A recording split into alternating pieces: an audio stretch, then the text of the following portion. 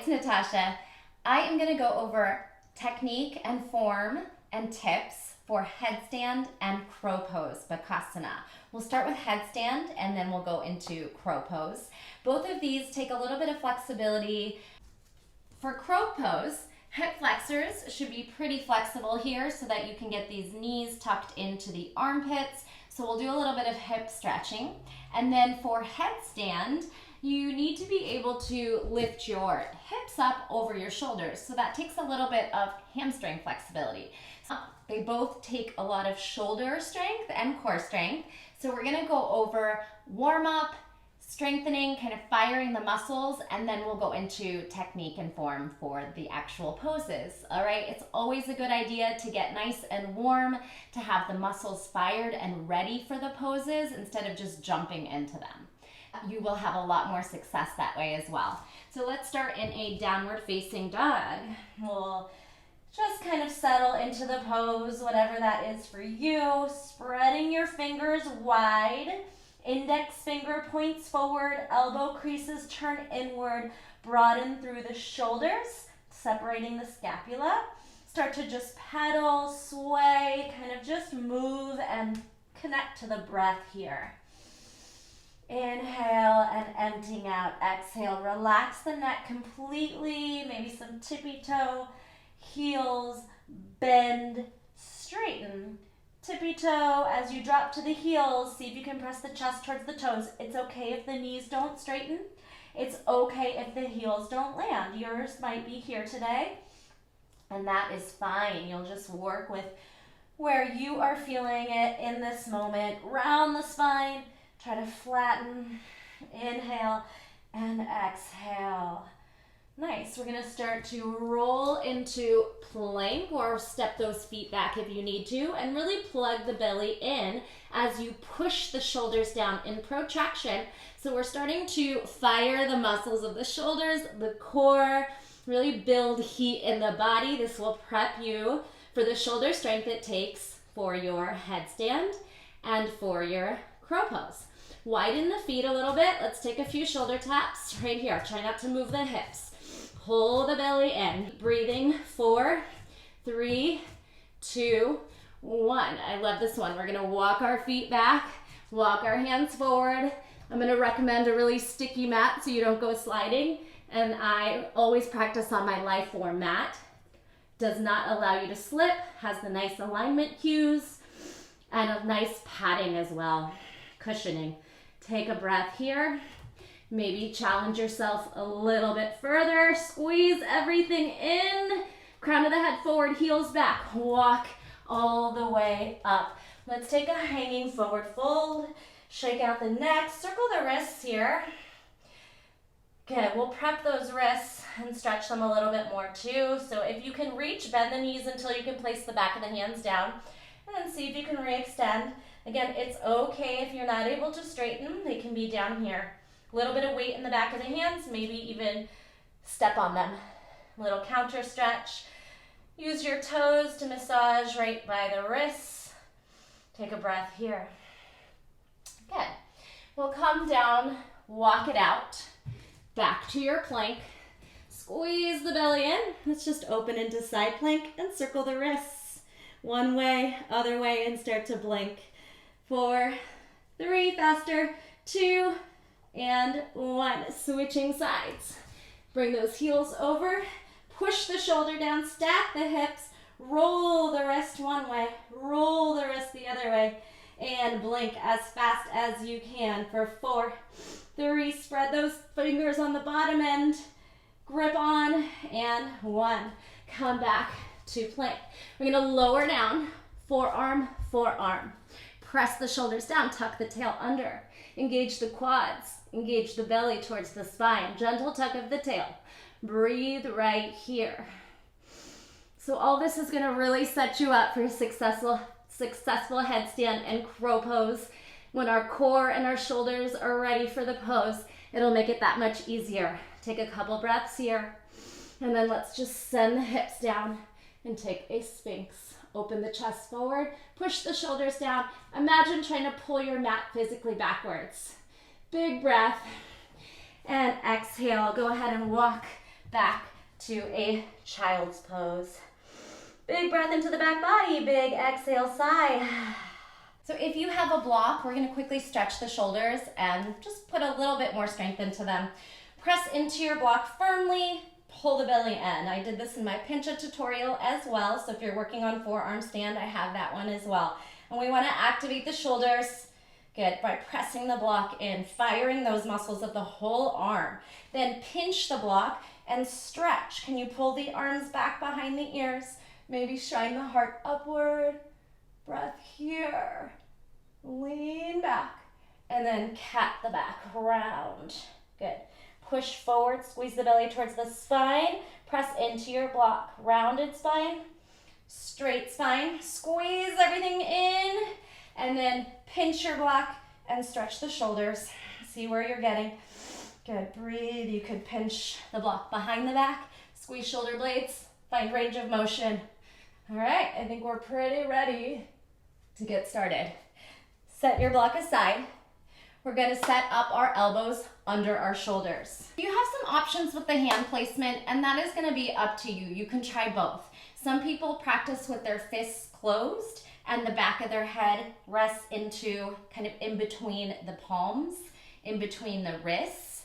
And personally, I like to open and just kind of cradle my head into the back of my hands, okay? So try both, see what works better for you. The most important part is that we are keeping the elbows under the shoulders and we are protracting with effort, pushing down into the shoulders, into the elbows, into your mat, which is going to keep your weight pretty light on the head and neck, okay? So we're gonna start by your hand placement, making the elbows under the shoulders, palms open or closed. The very flat top part of your head is going to come down. You can grip onto your head if you want, or if your fists are closed, that's okay. Just nuzzle that head in.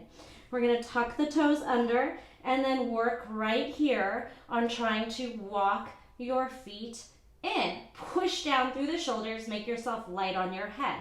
Good, and then maybe you walk back out and maybe that's all you do. Just get used to that part. Push the shoulders down, engage the core, engage the shoulders.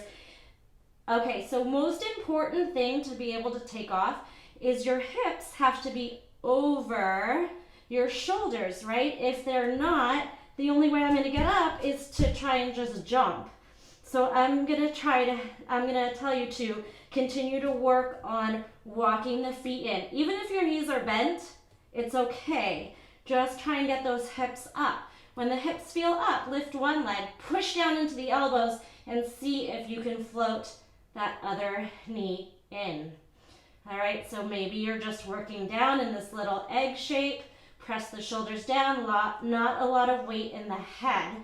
You could try one leg lifting. Remember, keep pushing the shoulders down. I'm super light on the top of my head. And then the other.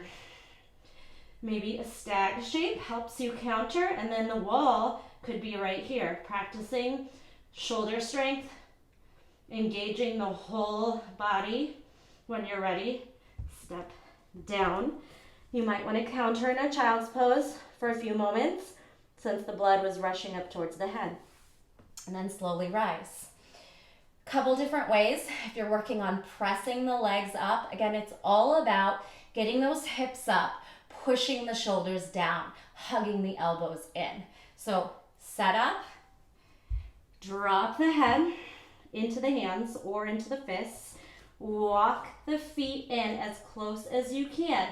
So eventually, when you're pressing down so firmly and leaning into the forearms, you're able to float those legs up into pike. Straddle is a little easier. Maybe start wide and straddle up. But when you're starting, just try to tuck, and then maybe just work on getting those hips stacked. In, up, one leg at a time, one leg at a time.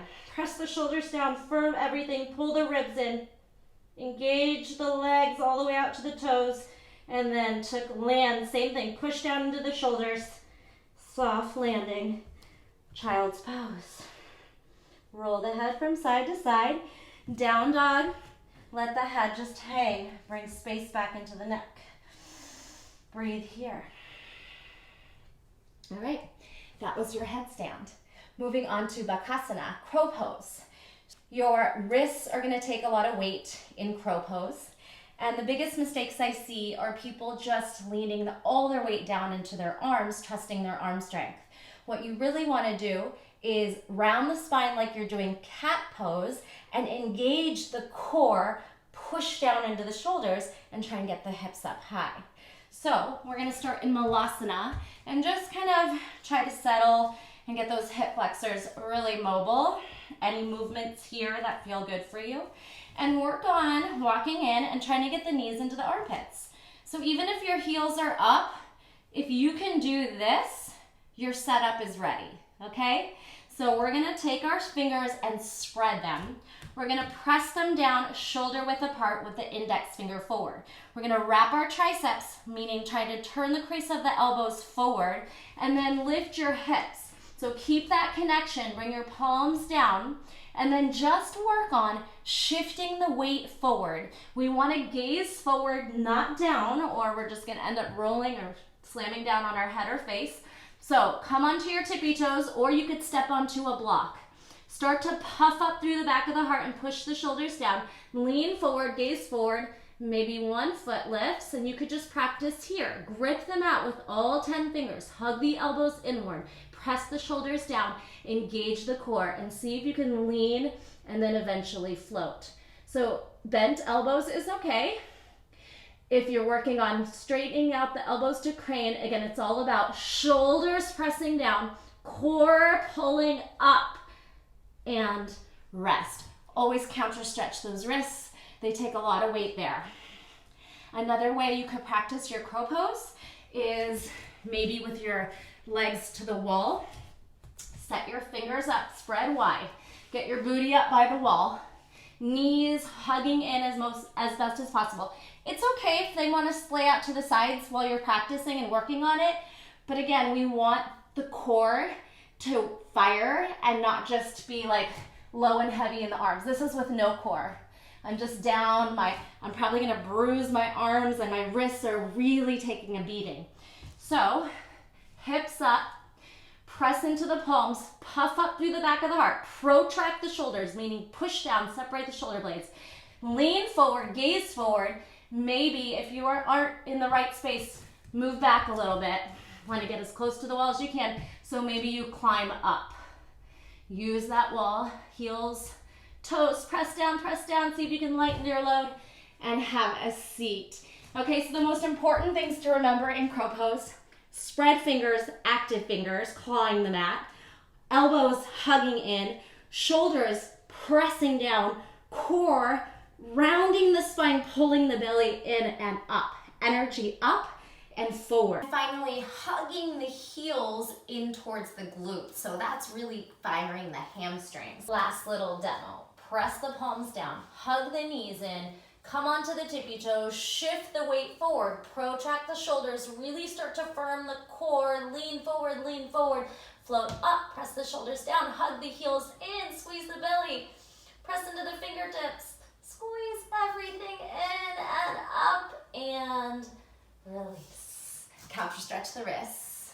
Hopefully these tips helped you. If you have any questions, please let me know. Both poses do require shoulder strength and core strength. Always warm up and fire up the muscles before you get started. If you're new to inverting, a wall is your friend. It's okay. You could also put a pillow down in front of your face if you're worried about kind of crashing down in Bakasana. Whatever's going to make you feel more comfortable, do it. It'll be training wheels, but it won't be a crutch, because you'll feel stronger and stronger the more you practice. Practice something daily, you're going to get better and stronger at it, and you'll be able to master this. Thanks so much for joining me. Let me know if you want any other tutorials, and if you have any questions, please subscribe to my channel, give this a thumbs up, and I will see you soon. Bye.